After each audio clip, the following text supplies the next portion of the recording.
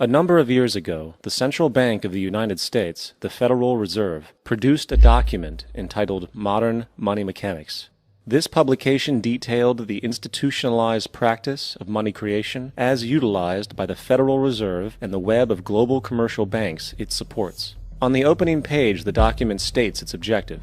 The purpose of this booklet is to describe the basic process of money creation in a fractional reserve banking system. It then proceeds to describe this fractional reserve process through various banking terminology, a translation of which goes something like this. The United States government decides it needs some money, so it calls up the Federal Reserve and requests, say, $10 billion. The Fed replies, saying, sure, we'll buy $10 billion in government bonds from you. So the government takes some pieces of paper, paints some official-looking designs on them, and calls them Treasury bonds. Then it puts a value on these bonds to the sum of $10 billion and sends them over to the Fed. In turn, the people at the Fed draw up a bunch of impressive pieces of paper themselves, only this time calling them Federal Reserve notes, also designating a value of $10 billion to the Fed. The Fed then takes these notes and trades them for the bonds. Once this exchange is complete, the government then takes the $10 billion in Federal Reserve notes and deposits it into a bank account. And upon this deposit, the paper notes officially become legal tender money, adding $10 billion to the U.S. money supply. And there it is. $10 billion in new money has been created. Of course, this example is a generalization, for, in reality, this transaction would occur electronically, with no paper used at all. In fact, only 3% of the U.S. money supply exists in physical currency. The other 97% essentially exists in computers alone. Now, government bonds are, by design, instruments of debt, and when the Fed purchases these bonds, with money it essentially created out of thin air, the government is actually promising to pay back that money to the Fed. In other words, the money was created out of debt. This mind-numbing paradox of how money or value can be created out of debt or a liability will become more clear as we further this exercise. So, the exchange has been made and now $10 billion sits in a commercial bank account. Here's where it gets really interesting. For as based on the fractional reserve practice, that $10 billion deposit instantly becomes part of the bank's reserves, just as all deposits do. And regarding reserve requirements, as stated in modern money mechanics, a bank must maintain legally required reserves equal to a prescribed percentage of its deposits. It then quantifies this by stating, under current regulations, the reserve requirement against most transaction accounts is 10%. This means that with a $10 billion deposit, 10%, or $1 billion, is held as the required reserve, while the other $9 billion is considered an excessive reserve and can be used as the basis for new loans. Now, it is logical to assume that this $9 billion is literally coming out of the existing $10 billion deposit. However, this is actually not the case. What really happens is that the $9 billion is simply created out of thin air on top of the existing $10 billion deposit. This is how the money supply is expanded. As stated in modern money mechanics, of course they, the banks, do not really pay out loans from the money they receive as deposits. If they did this, no additional money would be created. What they do when they make loans is to accept promissory notes, loan contracts, in exchange for credits, money, to the borrower's transaction accounts. In other words, the $9 billion can be created out of nothing simply because there is a demand for such a loan and that there is a $10 billion deposit to satisfy the reserve requirements. Now, let's assume that somebody walks into this bank and borrows the newly available $9 billion. They will then most likely take that money and deposit it into their own bank account. The process then repeats, for that deposit becomes part of the bank's reserves. 10% is isolated, and in turn 90% of the $9 billion, or $8.1 billion, is now available as newly created money for more loans.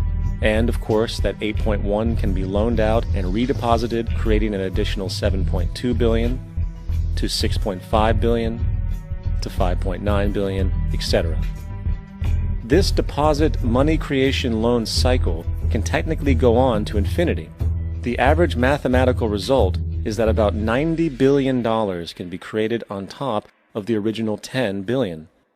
In other words, for every deposit that ever occurs in the banking system, about 9 times that amount can be created out of thin air. Money jitters? Ask the obliging Bank of America for a jar of soothing instant money, M-O-N-E-Y, in the form of a convenient personal loan. So, now that we understand how money is created by this fractional reserve banking system, a logical yet elusive question might come to mind. What is actually giving this newly created money value? The answer? The money that already exists. The new money essentially steals value from the existing money supply. For the total pool of money is being increased irrespective to demand for goods and services. And as supply and demand finds equilibrium, prices rise, diminishing the purchasing power of each individual dollar. This is generally referred to as inflation, and inflation is essentially a hidden tax on the public. What is the advice that you generally get? And that is inflate the currency. They don't say debase the currency. They don't say devalue the currency. They don't say cheat the people who are saved. They say lower the interest rates. The real deception is when we distort the value of money. When we create money out of thin air, we have no savings, yet there's so-called capital. So my question boils down to this: how in the world can we expect to solve the problems of inflation, that is, the increase in the supply of money, with more inflation? Of course, it can't. The fractional reserve system of monetary expansion is inherently inflationary. For the act of expanding the money supply, without there being a proportional expansion of goods and services in the economy, will always debase a currency. In fact, a quick glance at the historical values of the US dollar versus the money supply reflects this point definitively, for the inverse relationship is obvious. $1 in 1913 required $21.60 in 2007 to match value. That is a 96% devaluation since the Federal Reserve came into existence. Now, if this reality of inherent and perpetual inflation seems absurd and economically self-defeating, hold that thought, for absurdity is an understatement in regard to how our financial system really operates. For in our financial system, money is debt. And debt is money. Here is a chart of the U.S. money supply from 1950 to 2006. Here is a chart of the U.S. national debt for the same period. How interesting it is that the trends are virtually the same. For the more money there is, the more debt there is. The more debt there is, the more money there is. To put it a different way, every single dollar in your wallet is owed to somebody by somebody. For remember, the only way the money can come into existence is from loans. Therefore, if everyone in the country were able to pay off all debts, including the government, there would not be $1 in circulation.